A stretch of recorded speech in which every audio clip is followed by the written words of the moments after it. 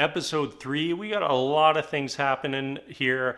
Probably won't keep things in chronicle order, but let's just kind of dive into a few things that were happening.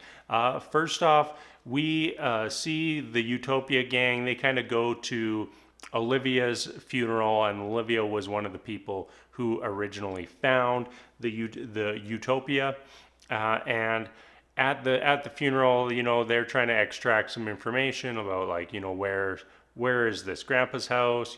Found out that they got the Utopia from the grandpa. Kind of end up connecting that back to Jessica Hyde's father and finding out that he was in the asylum. He was sending this guy all these pages from Utopia, and also discovering that the asylum burnt down with Jessica's father inside. But also, while we're at this funeral, we have two random people from Harvest show up and try to kill Ian and Wilson. It was a very bizarre scene, and then Jessica just comes out and just murders them. And I guess, like, all right, cool. Like, we don't know. Not really any context there. Just like kind of establishing, like, yep, Harvest is still coming after us. Carry on. So they, as I said before, end up finding out that it's Jessica's father, who presumably wrote both Dystopia and Utopia, made all these predictions. Also, along with actually making the majority of the viruses, which were featured or referenced within Dystopia and potentially in Utopia. We kind of get some idea that there's been some, crazy super virus that he developed that basically was too much for even him to handle. That's sort of what we're given, and let's just move on from there. So we now kind of get a split of our group. We've got Jessica Hyde. She's going to look for Artemis, the woman who trained her and kind of raised her, to potentially help find or figure out if her dad is still alive.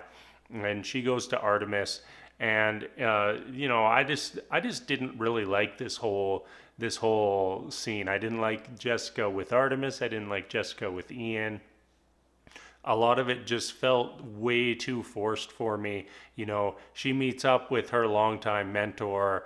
The mentor basically admits that she is the one who put Jessica's father in the asylum, which quickly turns into, "You murdered my father," which, seems like a pretty huge leap. And soon after, we have Jessica murdering Artemis, and like the only thing that we really get out of that whole scene is that Artemis had some numbers tattooed under her fingernails that we had to gruesomely watch them all get ripped out, just so she could get some numbers and possibly a clue for something later on in the season. I don't know if it's a clue to something that I've missed so far, but I'm sure we will come back to those numbers. Also, just wanted to talk about Jessica and Ian.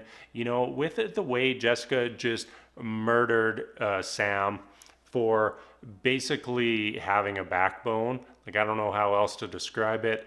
Why wouldn't she just murder Ian in tonight's episode? That is Jessica's MO, and then all of a sudden now she just won't kill Ian, which doesn't really make any sense to me, but whatever. Let's move away from oh no, we got one more thing with the Utopia gang, Grant. So Grant leaves a message for the group, and they, Wilson and Becky, end up deciphering it and going out to try and find Grant.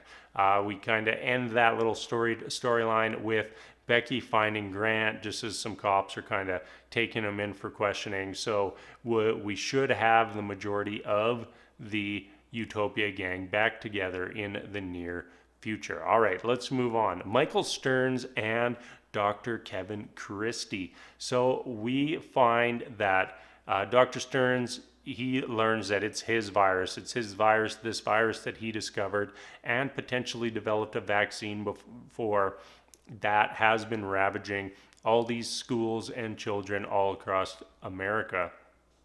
And he's all excited about this. This is kind of like his big break in a way. and he ends up landing in this meeting with Dr. Christie. And Dr. Christie's basically like, well, we own the vaccine. We just need you to basically sign off for us to mass produce it. And Dr. Stearns is just like, how about we do like some basic testing first before we just go into mass production? And Dr. Christie's just like, nope. We'll get you to sign that EUA one way or another. We'll get that EUA signed one way or another. See you later. And that's sort of where that ends. Like they then part ways. Dr. Stearns goes to St. Louis, where one of these outbreaks is happening, to try to get into the quarantine zone, and that's kind of where his story ends. And then we get this crazy scene with Dr. Christie at the end of our episode with Arby. Arby is the guy who's been running around killing everybody. This is the first time we've actually heard his name this season. I was very excited for that moment. I knew that he was Arby from the UK series, and just kind of waiting on that. But it was very interesting to get that connection from Dr. Christie to Harvest and directly to Arby. Makes the story a little more interwoven, and I like that very much. Also kind of seemed like they very much have a father-son relationship.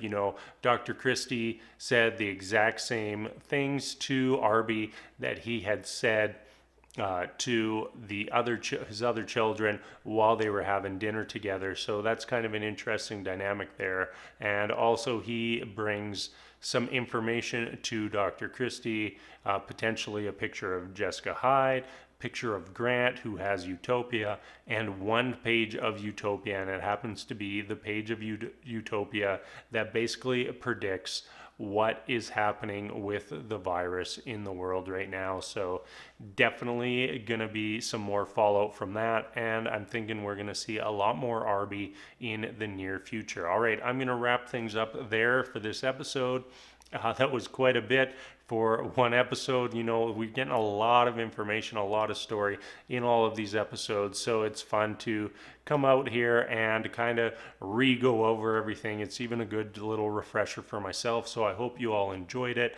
And until next time, thank you so much for watching, and we'll see you later.